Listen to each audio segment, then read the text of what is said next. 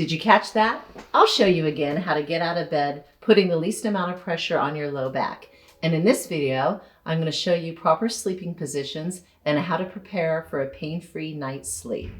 To get out of bed, you want to turn over onto your side if you're on your back.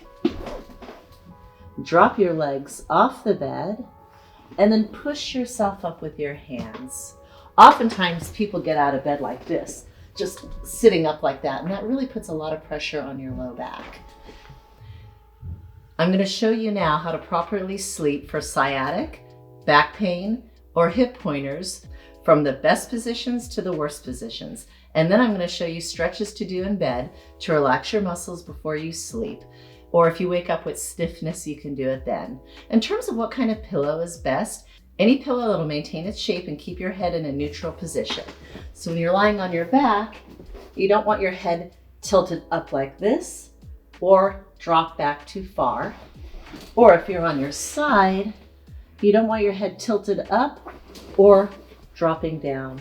You really would like to have your neck perfectly straight.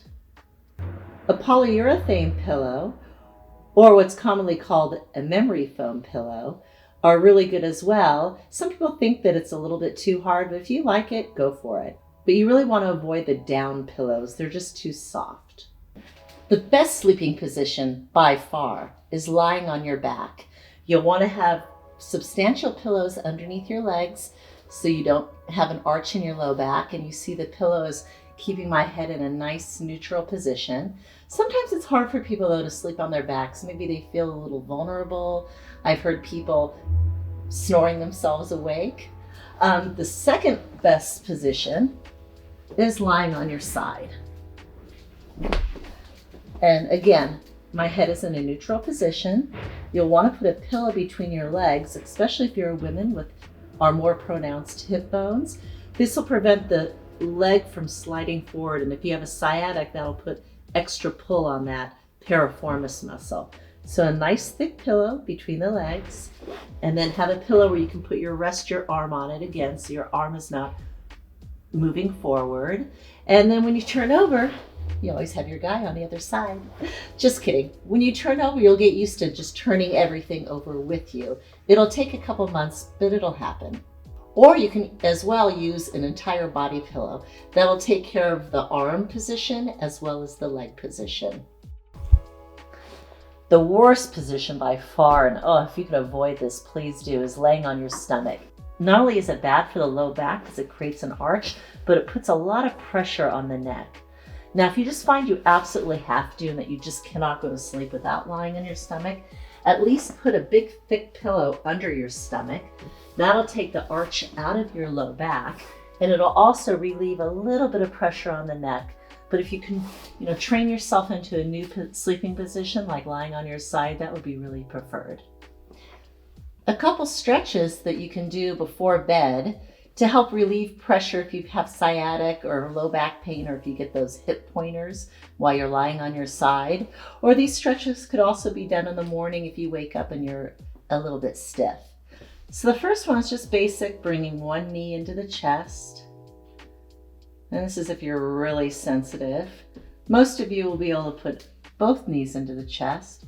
And then you can just curl your head up and stretch your neck a little bit. Rock back and forth. And really try to bring those knees in and roll in as a little ball. The next stretch, and this is really my favorite, is to bring the arms like this, like a cactus. Bring the knee up in the air. Everything's at a 90-degree angle, and just cross it across the body. That helps with the sciatic, helps with the low back. If you want to incorporate the neck, if you're feeling a little stiffness in the neck, just turn the head in the opposite direction. You can hold this for a full minute. And then the other side, bring the feet down to neutral. Drop the leg down, bring this knee up, 90-degree angle. Across the body, you might need to help with your other hand. And you can turn the head into the opposite direction, making sure that opposite shoulder stays on the bed at all times. You don't want to be lifting that shoulder up in the air.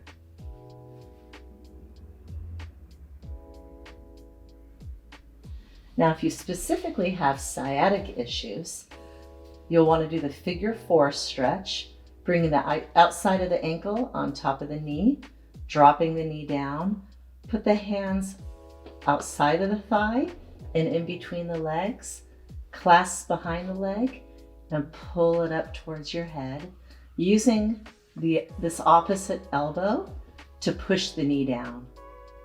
And this one as well, you can rock from side to side and really feel at what point you feel the stretch.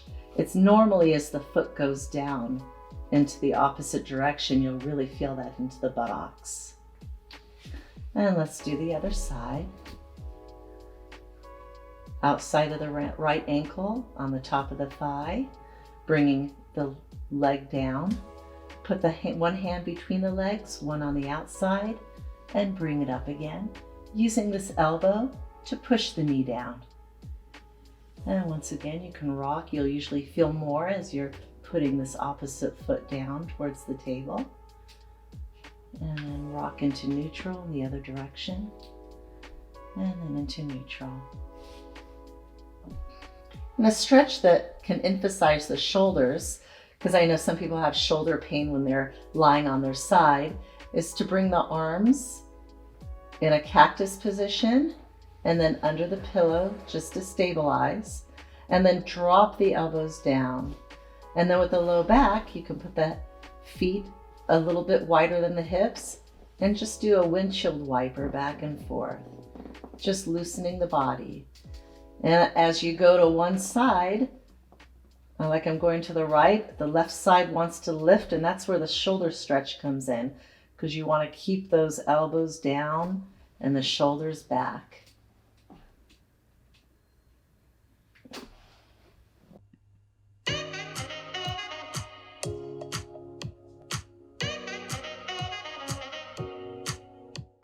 We will be launching a new YouTube video every Wednesday and Friday at 3 p.m. and I'll be available for any questions you have or suggestions for future videos.